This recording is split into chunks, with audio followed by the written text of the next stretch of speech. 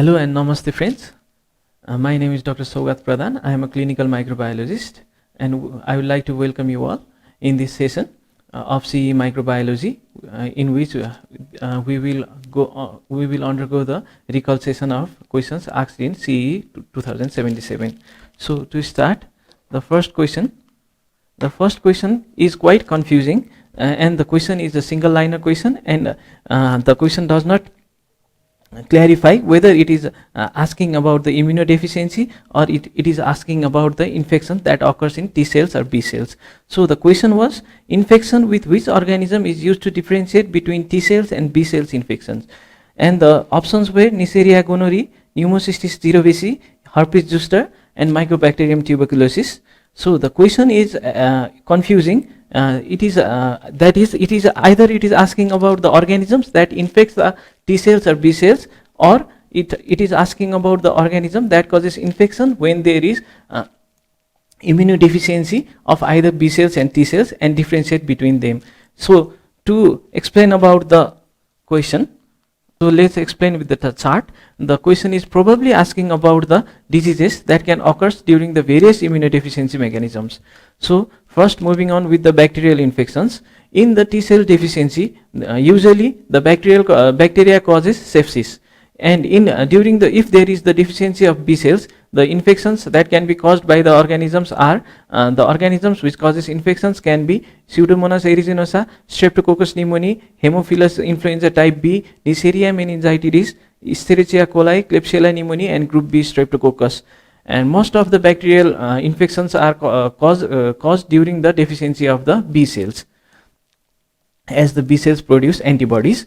And during the deficiency of the granulocytes, the infection that can cause are Staphylococcus aureus and other Staphylococcus species, Burkholderia cephacea, Pseudomonas aeruginosa, Nocardia and Serratia. And furthermore, if there is the deficiency of complement, then the infections that can be caused are the organisms that can cause infections are encapsulated organisms such as Haemophilus influenza type B, Streptococcus pneumoniae, and Pseudomonas aeruginosa, and so on. And also the various Neisseria species also causes infections if there is the deficiency of complement, as the complement system is the main immune defense mechanism, one of the most important immune defense mechanism against the Neisseria species.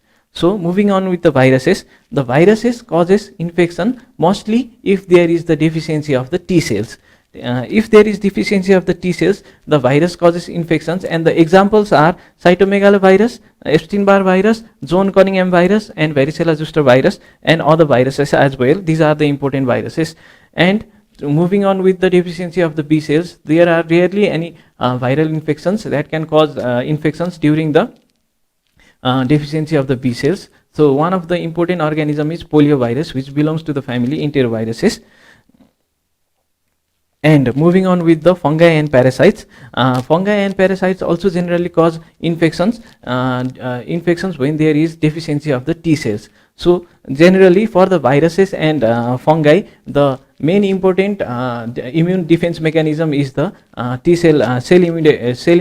cell mediated immune defense mechanisms, which is mediated by T cells. So the organisms of fungi and parasites that can cause infection during the T cells deficiency are Candida, Pneumocystis cerevisiae, Cryptococcus, and if there is the deficiency of the B cells, especially in case of the deficiency of the mucosal antibody, that is IgA, Giardia lamblia infection can occur. And if there is the deficiency of the granulocytes, the systemic Candida infections, Aspergillus infections, and mucor infections can occur. So to explain the question, the options such as Neisseria gonorrhoeae is excluded because Neisseria gonorrhoeae commonly causes infection during the deficiency of either B cells or complement system.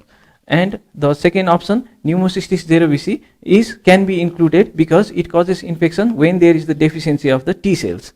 And also herpes zoster can be included as it causes infection due to the deficiency of the T cells. But herpes zoster is caused by the reactivation of the varicella zoster virus, and it can cause during immunodeficiency as well as the increasing age, also due to various psychological and physical trauma. So it cannot differentiate between the T cells and B cells deficiency. Furthermore, Mycobacterium tuberculosis infection requires compromisation of the multiple immune system. That is, combined immune system immunodeficiency is usually required for the Mycobacterium tuberculosis to cause infection. Thus, the most favorable answer is Pneumocystis jirovecii. Pneumocystis jirovecii, because the Pneumocystis jirovecii cause infection. It is infection in the form of pneumonia most commonly, and it is one of the most common causes of opportunistic infections that occurs in the HIV infected patients, which infects mostly the T cells. So that the Pneumocystis jirovecii infection can differentiate between the T cells and B cells infections, although the question is not clear, and the answer that the question is searching is not clear, but the most favorable answer can be Pneumocystis jirovecii.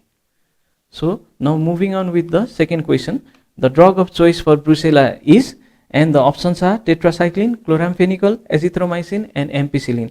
So this is a straightforward question, and it is the drug of choice are generally chosen by following the various guidelines that are released by either WHO, CDC, or even various textbooks. So the brucella, as we all know, is a fastidious organism. It is an obligate aerobe organism. So it is a fastidious organism that requires special growth requirements for its culture. It is a strict obligate aerobe, which means it requires oxygen for its growth, and it is a gram negative. It is a gram negative cocobacilli. So generally brucella causes infections, and it is acquired through it is also a zoonotic infection, that is, it is acquired through various animals or animals product. Mostly it is acquired through direct contact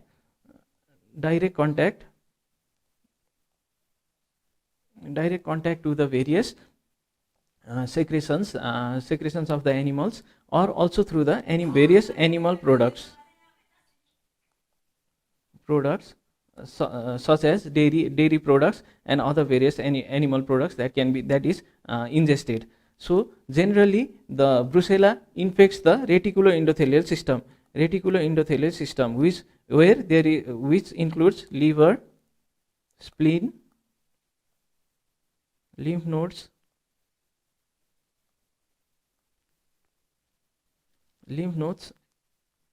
and bone marrows, and generally they cause undulant fever. Undulant fever is the classical infection caused by brucella. Undulant fever is called so because there is the presence of a febrile episode. In between the febrile episode, it causes remittent fever.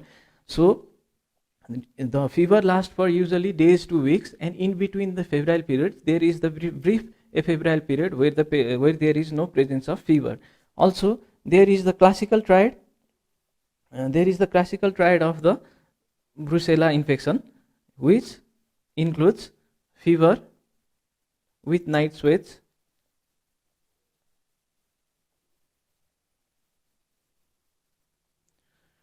hepatosplenomegaly, since it infects the reticuloendothelial system, and arthralgia or arthritis. So these are the basic things that we should know about the brucella infection. So moving on with the explanation, the CDC and WHO has released the guidelines in which commonly we use the combination therapy for the brucella infection. Combination therapy is used to decrease the incidence of relapse. So WHO and CDC has recommended use of oral doxycycline or tetracycline in addition to rifampicin, and the treatment is recommended for minimum of 6 weeks. The drugs are usually recommended only for adults, not for children, since if doxycycline or tetracyclines group of drugs are used in children. They generally cause discoloration of the enamel of the teeth, that is permanent, and also if given to the pregnant woman, it can cause skeletal bone growth deformities. So it is generally contraindicated in children below 8 years and pregnant women. So in case of contraindication of the tetracyclines, chloramphenicol can be given, and it can be combined with the rifampicin to prevent the relapse. So the best possible answer for the drug of choice of brucella is a tetracycline. So moving on with the another question: which of the following molecules are the has the characteristic fried egg appearance on suitable agar media within 5 to 7 days of incubation? And the options are Mycoplasma fermentans, Mycoplasma orale, Mycoplasma hominis, and Mycoplasma pneumoniae. So molecules are those organisms that are distinguished from the other bacteria due to the absence of the cell walls. And the most common organisms and the genus that it includes are Mycoplasma and Ureaplasma. Most of them are generally present as the normal flora or commensals in the body. Only few of them are pathogenic. Among the options, the pathogenic organisms are Mycoplasma hominis, that can cause urinary tract infection, urogenital infections, as also they are commensals of the urogenital tract. The urogenital infection that Mycoplasma hominis can cause is pyelonephritis, pelvic inflammatory disease, and some of the diseases that it can cause, except that of the urogenital infections, are meningitis, brain abscess, etc. And the Mycoplasma pneumoniae is a popular organism which causes atypical pneumonia. Furthermore, Mycoplasma fermentans and Mycoplasma orale are the normal flora that is found in the mouth and urogenital tract of the patients or normal human beings. So to know about the fried egg appearance, the fried egg appearance is usually found in the suitable culture media. The suitable culture media for the Mycoplasma are PP yellow agar or PP yellow broth. The PP yellow means pleuro pneumonia like organisms, PPLO. So it was called PPLO because the Mycoplasma pneumoniae initially was isolated from the organism causing pleuritis and pneumonia, that is pleuropneumonia. So the organism was initially popularly called as pleuropneumonia. So the agar was named as pleuropneumonia like organisms agar or broth, PPLO agar or broth, which contains additional yeast extract as well as serum, which will add nutrition to the for the growth of the mycoplasma. So the in the agar, the fried egg appearance means that there is the central zone and peripheral zone. The central zones are usually embedded within the agar, and the peripheral zones are not embedded in the agar. The central zones are generally which are embedded appear as the opaque granular surface at the central portion of the colonies, and the peripheral zone are usually present in the agar surface, and they are usually translucent in nature. So the central portion is embedded and they are opaque in nature, and the peripheral portions are usually present in the agar surface and they are translucent in nature, so giving the appearance of the fried egg. In the picture in the right shows the colonies that is present in the agar.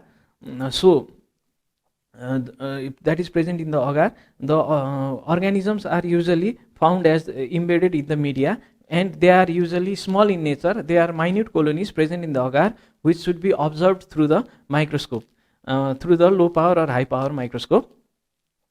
And the colonies can be visualized easily by the use of methylene blue stain, which can be flooded in the surface of agar, and the organism will retain the stain and appear as the central opaque region, dark bluish opaque region, and peripheral translucent granular region, so giving the appearance of the fried egg agar. This phenomenon is also known as Dien's phenomenon. Dines phenomenon. So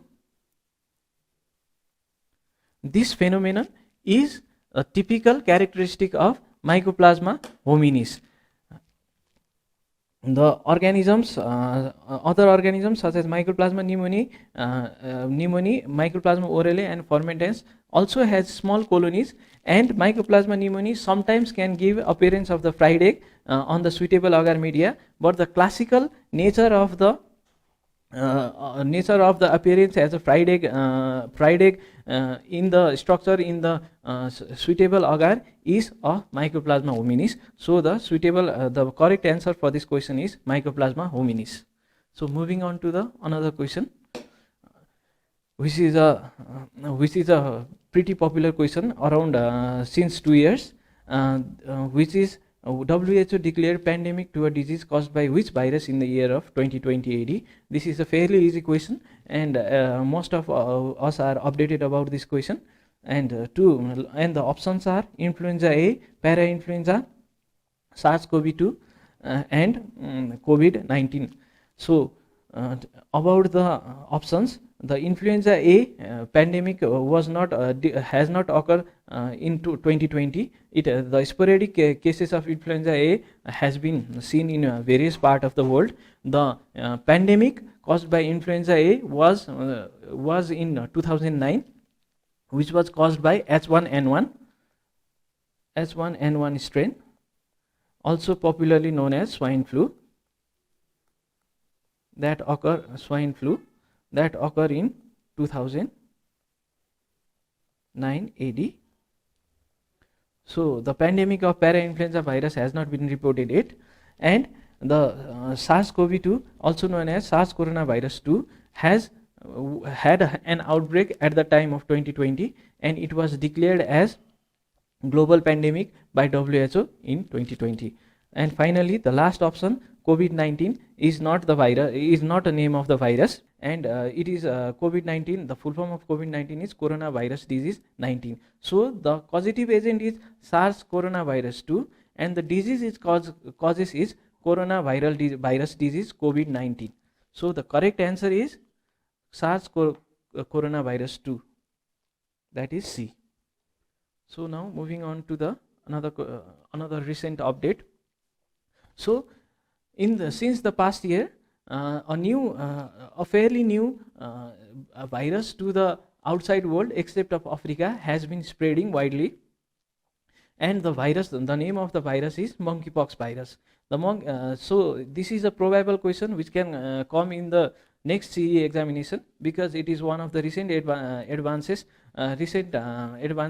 Sorry, it is not a recent advances, rather it is a recent update that has been occurring around the world.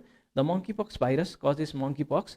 It was usually prevalent around the western and central Africa in the past. It was endemic in that area, but currently the outbreak has occurred. It has outbroken from the African region, and it is being spread throughout the world.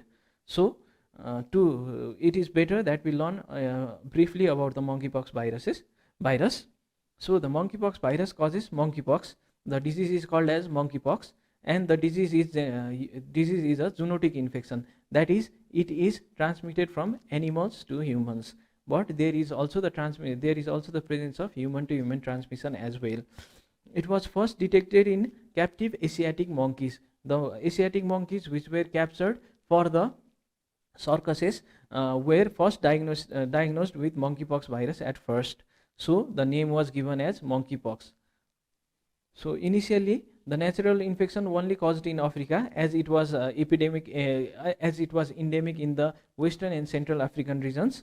But now, as I already told, it is spreading throughout the world. So WHO has shifted its focus towards the monkeypox virus as well. So in May 7, 2022, outbreak of monkeypox virus was confirmed, and in July 23, 2022, WHO declared public health emergency of international concern. These dates are important, as it can be asked in the CE examination. So furthermore, it has two genetic clades. One is Central African clade and another is Western African clade. Currently WHO has recommended to use the name clade 1 and clade 2 instead of the name of the places. So previously Central African clade was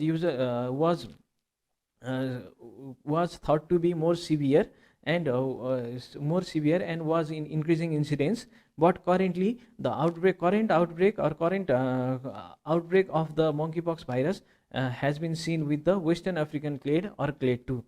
So this is also an important aspect of the virus.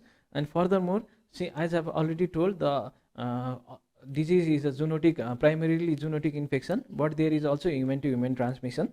And to know about the clinical aspect of the disease is similar to the smallpox infections, but clinically it is less severe and it is self-limiting. The smallpox was life-threatening infections, and the mortality was pretty high, but the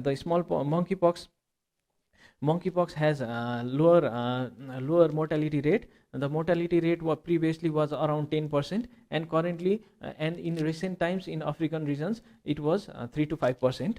So it is less severe than that of the smallpox, and it is self-limiting. And the to differentiate between the smallpox and monkeypox, there is the presence of lymphadenopathy in case of monkeypox, whereas in case of smallpox there is no lymphadenopathy. Furthermore, the lesions are similar to that of the smallpox infection in monkeypox. That is, there is the presence of rashes that usually progresses from macules, papules, vesicles, pustules, and crusted scabs that falls in the 2nd to 3rd weeks. And the distribution of the rashes are usually centrifugal. That is, it appears away from the central region of the body, that is in the extremities and head and neck, which can be compared with the chickenpox, which are generally centripetal in nature, where the rashes are present in the central part of the body.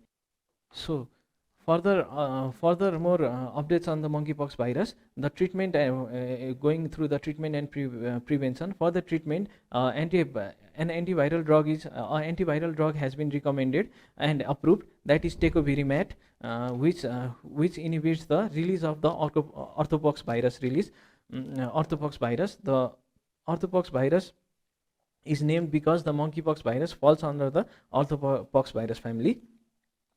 And furthermore, the vaccines that has been used and currently recommended are, there are two types of vaccines. One is ACAM 2000 and another is Zyneos or Imbamune or Imbanex.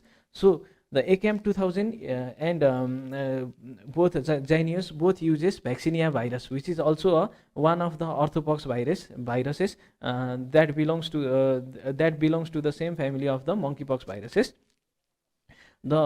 In case of ACAM 2000, the live virus that can replicate is injected percutaneously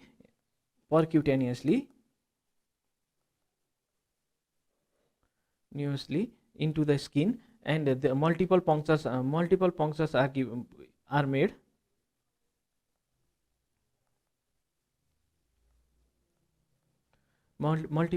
are made, and single for the ACAM 2000 only single dose can be given, and there are higher side effects, more side effects of ACAM 2000 as compared to the Zyneos, as the Zyneos vaccine is the recently approved vaccine in 2019, that has been approved for both use in both smallpox and monkeypox infections. It has the live replication incompetent vaccine, that is, after the injection of the vaccine it cannot replicate within the human body. So it is safer as compared to the ACAM 2000, and this is given subcutaneously in 2 doses 4 weeks apart. So it is important to know that both smallpox and monkeypox viruses can be prevented by the use of vaccinia virus itself. Both of the vaccine can be used in both smallpox as well as monkeypox. Initially, the ACAM 2000 was first produced and used for the prevention of the smallpox virus, but later it was used successfully in the prevention of monkeypox virus as well, and the effectiveness of both of the vaccine is around 85%. So now moving on to the another question. The question states, HIV positive case present with mild fever and dry cough for 2 weeks duration. There is mild fever and there is dry coughs and the duration is 2 weeks. And on chest X-ray there is bilateral ground glass opacity with pulmonary infiltrates. The most likely organism responsible for this case is, and the options are Pneumocystis carini or Pneumocystis cerevisiae, Mycobacterium tuberculosis, herpes simplex, and Klebsiella pneumoniae.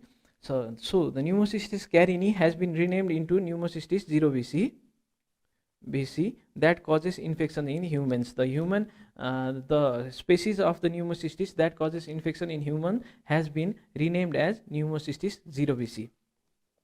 So to go through the options, since the patient is infected with HIV and has mild fever and dry cough, all of the infections can occur in the HIV positive patient since they are immunocompromised, but the presentation can be different. So in case of Pneumocystis cerevisiae, the patient can have mild fever, it presents with Pneumocystis pneumonia, and the patient can have mild fever and dry cough although there is pneumonia, and also on X-ray there is bilateral ground glass appearance with pulmonary infiltrates.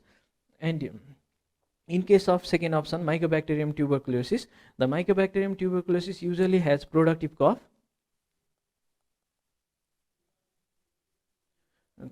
and the fever is mild itself, and on X-ray there are various distinct presentation of Mycobacterium tuberculosis. The presentation can present as the Ghon's focus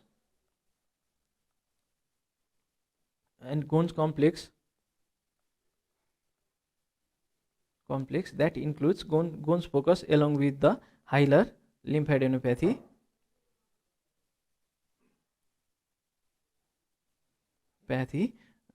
In TB there can also be presence of the various cavitary lesions in the lungs along with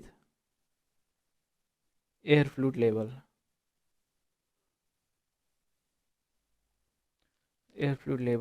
So the Mycobacterium tuberculosis can be ruled out since usually it produces productive cough, and on X-ray there are typical features of the Mycobacterium tuberculosis. The herpes simplex virus can also cause mild fever, dry cough, and on X-ray there can be the ground glass opacity present. And furthermore, in case of Klebsiella pneumoniae, it is a bacterial infection and usually causes focal pulmonary infiltrates on X-ray, and it usually produces productive cough,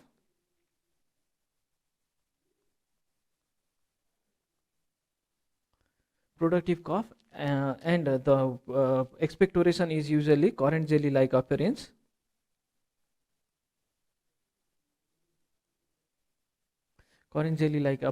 and the fever is usually high. So Klebsiella pneumonia is also excluded. So the remaining options are Pneumocystis cerevisiae and herpes simplex.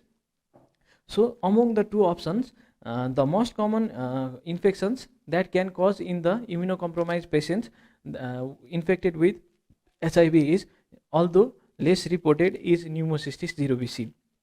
So the most likely organisms for this case will be the first option, Pneumocystis carini or Pneumocystis cerevisiae. So to repeat again, the human infection causing pneumocystis is renamed as Pneumocystis cerevisiae. Now moving on to the another question. The patient developed a fever for 3 days. he had not started any antibiotics yet. You suspect this is a case of enteric fever. To confirm your diagnosis, which investigation will you order?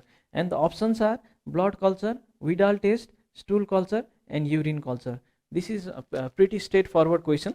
The patient is suffering from fever for 3 days. That is, the fever is has a duration of 3 days. That is acute febrile illness, and he has not started any antibiotics yet. So we are suspecting enteric fever. So to diagnose the enteric fever, it requires the isolation of Salmonella typhi or Salmonella paratyphi through blood culture, bone marrow culture,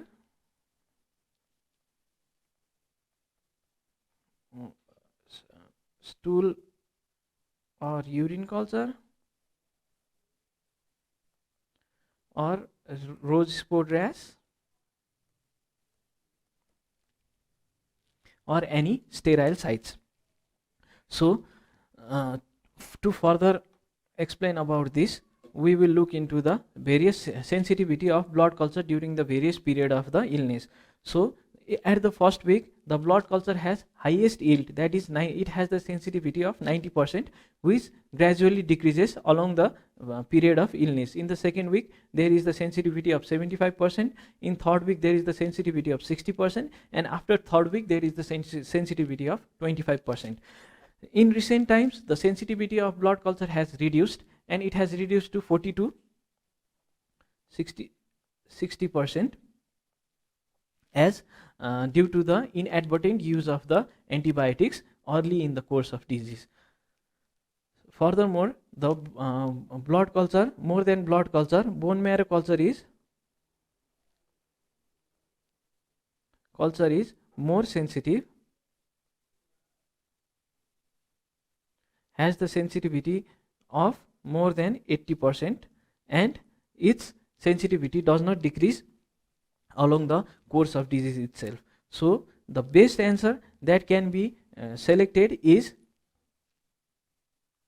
blood culture, since the patient has not started any antibiotics yet, and since the antibiotic is not used and the sensitivity of the blood culture is highest, and for the confirmation of the typhoid fever, isolation of the Salmonella typhi or Salmonella paratyphi is utmost important. So the best answer would be blood culture. So to discuss about the other options, the stool and urine cultures are usually positive in the later course of the disease, that is third or fourth week.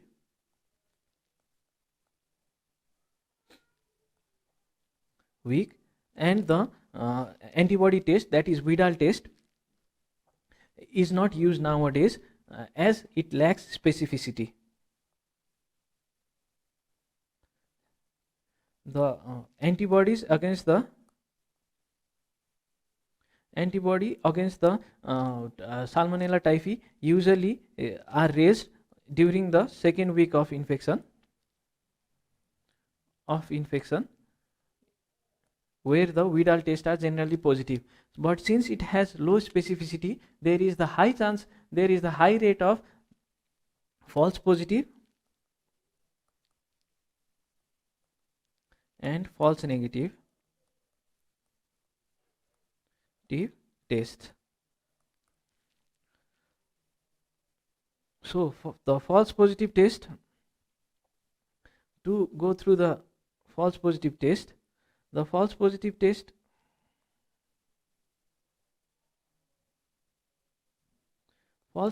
test generally occurs if the patient is previously infected with typhoid fever, and there is anamnestic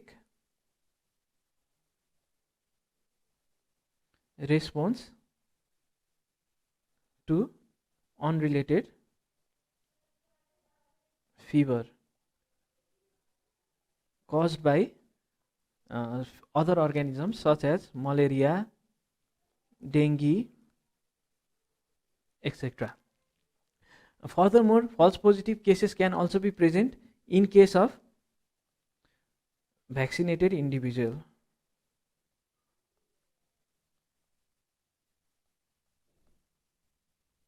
In case of amnestic response, there is transient rise in the antibody titer, and in case of vaccinated individual, there is presence of high titer of antibodies due to the presence of due to the immune reaction against the vaccine.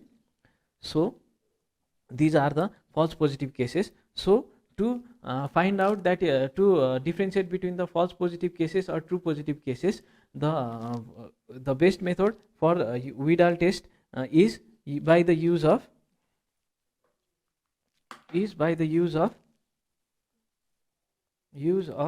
paired sera at the difference of 1 week. If there is fourfold increase, if there is fourfold increase in the titer, then it is a true positive test, and if there is no fourfold increase in the titer, then it is the false positive case. Furthermore, there is also false negative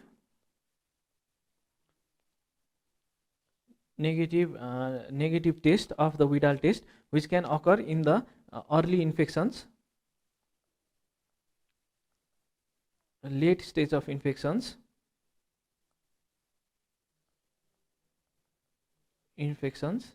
convalescence state, etc. So although Widal test was previously used as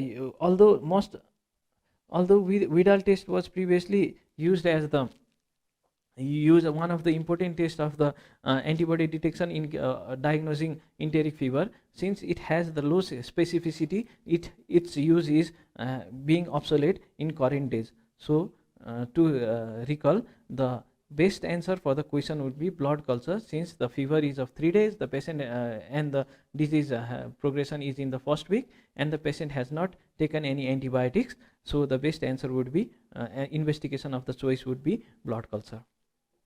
Moving on to the next question. The drug of choice for Clostridium difficile infection is A. Metronidazole, B. Chloramphenicol, C. Ampicillin, D. Clindamycin. So first of all, the Clostridium difficile has been renamed recently as Clostridioides difficile. So if the question asks about Clostridium difficile or the question asks about Clostridioides, the answer should be same. We should understand it as the same. So what is the Clostridioides? What is Clostridium? What type of bacteria is Clostridium? It is a obligate anaerobic bacteria. That is, it grows only in the absence of oxygen, and furthermore it is a gram positive rod. So what does it cause? The disease it causes is antibiotics associated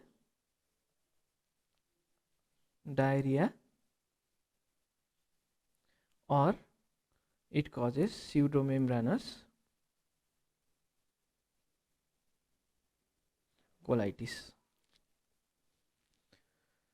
So it is generally associated with use of various antibiotics, and the most common antibiotics that is associated with the Clostridium or Clostridioides difficile infections are clindamycin, ampicillin,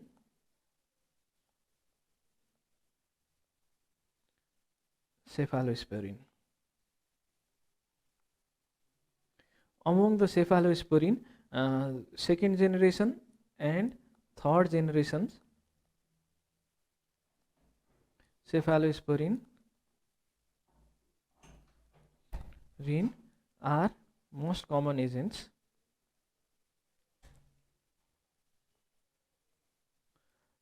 among the cephalosporin. So, but along with these antibiotics, any of the antibiotics that can be administered are implicated with the development of the Clostridium difficile infection or antibiotic associated infections, because due to the ingestion of the multiple antibiotics, or due to the ingestion of the antibiotics, exposure to the antibiotics, the normal flora of our intestine is degraded, which allows the Clostridium difficile already present in our intestine to overgrow or outgrow the normal flora, causing infections. Even the medications that have been approved or that have been used for the disease can cause the disease itself. So the currently recommended drugs, the drug of choice for Clostridium deficiency, the first choice of drugs are either oral vancomycin or fidaxomicin, which is a comparatively new drug, which is a macrolide. If there is the options of either oral vancomycin or fidaxomicin, it should be the drug of choice. But since we do not have those options, the drug of choice after this, in case of absence of these drugs, is metronidazole oral. So among these options, ampicillin and clindamycins are usually associated with high rate of Clostridium difficile infections, and chloramphenicol is not used in the treatment of the Clostridium difficile infection. Thus, the correct answer is metronidazole if there is no option of the oral vancomycin or fidaxomicin. So the correct answer is metronidazole. Now moving on to the another question. The patient presented 14 hours after ingestion of food in a restaurant with complaints of vomiting and non-bloody diarrhea. What is the least likely responsible causative organism for this case? And the options are Staphylococcus, Shigella, Clostridium perfringens, and Bacillus cereus. So this is a fairly easy question, since the question has depicted there is the complaint of vomiting and non-bloody diarrhea, and we have to exclude the causative agent. So to know about that, we should first know about the various types of diarrhea. The diarrhea can be non-inflammatory, inflammatory, or penetrating. These are usually infective causes of diarrhea. So the non-inflammatory diarrhea are usually caused by enterotoxins. The bacteria does not directly invade the organism and directly invade the intestinal mucosa, or they do not cause any inflammation in the intestinal mucosa. Rather, they release the toxins, exotoxins. They act on the enterocytes, so called as enterotoxins, and they will exert their effect and they cause watery diarrhea. And the location, most common location they exert their effect is proximal small bowel, and the stool findings are there are usually no fecal leukocytes, and there is mild to no increase in the fecal lactoferrin, which is the surrogate marker for the presence of neutrophils that depicts the inflammatory process. So the examples of pathogen involved are Vibrio cholerae, enterotoxigenic Escherichia coli, enteroaggregative Escherichia coli, Clostridium perfringens, which we have in our option, Bacillus cereus, which we have in our option, and finally Staphylococcus aureus is also in our option. All of the three organism causes non-inflammatory diarrhea, and there is no presence of blood. Since there is no inflammation and no invasion, there is no presence of blood in the stool. For the other organisms that can involve are Aeromonas hydrophila, Plasmonas shigelloides, and the viruses that can cause the non-inflammatory diarrhea are rotaviruses, noroviruses, and other enteric adenoviruses. Furthermore, the parasites that can cause these infections are Giardia lamblia, Cryptosporidium, Cyclospora, and Microsporidia. All of these organism causes non-inflammatory diarrhea, that is watery diarrhea. There is no presence of blood or pus cells in the stool, or increased pus cells in the stool. So furthermore, the inflammatory diarrhea is caused by the organisms that invades the enterocytes or intestinal mucosa or produces cytotoxin that can cause inflammation in the enterocytes. So and they generally produce either blood stained stool, that is dysentery, or inflammatory diarrhea. And the location of their infection is commonly in the colon or distal small bowel. And in the stool, the findings can be either fecal polymorpholeukocytes or pus cells, or substantial increase in the fecal lactoferrin. Again, it is a surrogate marker of neutrophils that depicts the inflammatory processes. So the examples of organisms are Shigella species, which is the one of the most notorious cause of bacillary dysentery, Salmonella species, Campylobacter jejuni, enterohemorrhagic E. coli, where there is also presence of blood in the stool. The Campylobacter jejuni can also present with the blood in the stool. Enteroinvasive E. coli can also present with the blood in the stool.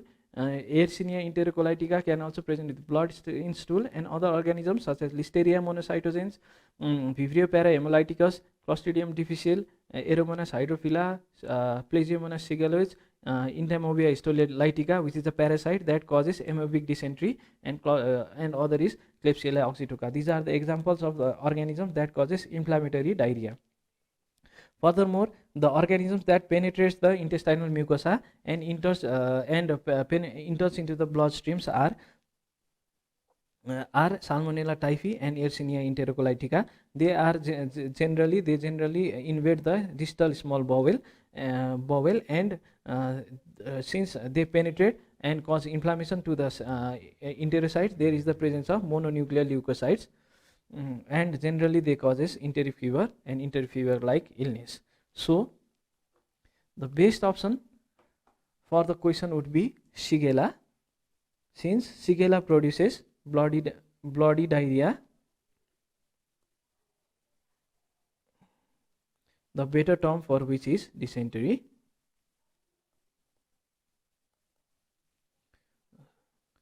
So in case of other organisms such as Staphylococcus, Clostridium perfringens, and Bacillus cereus, they all produce enterotoxin, and the diarrhea is toxin mediated.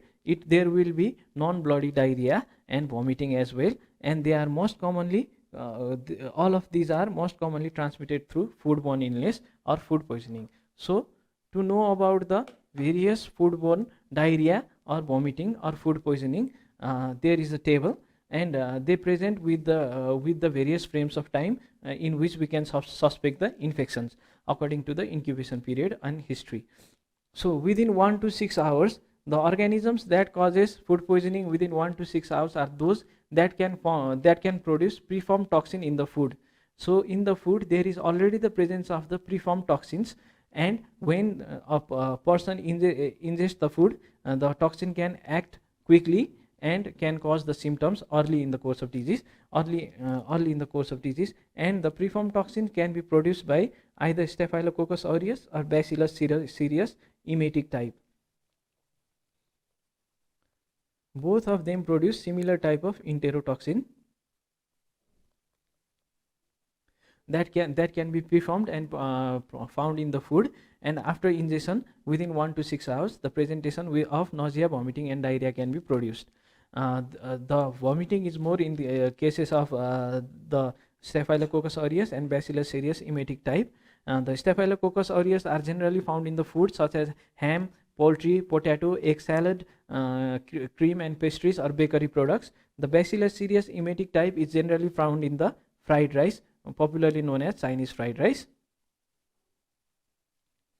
So moving on to the other infections with the organisms that can present in the 8 to 16 hours.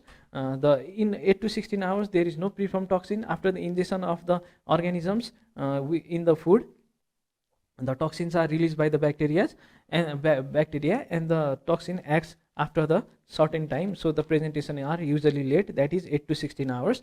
And the causative organism that can present in 8 to 16 hours after the ingestion of food are Clostridium perfringens and Bacillus cereus, that is diarrheogenic type.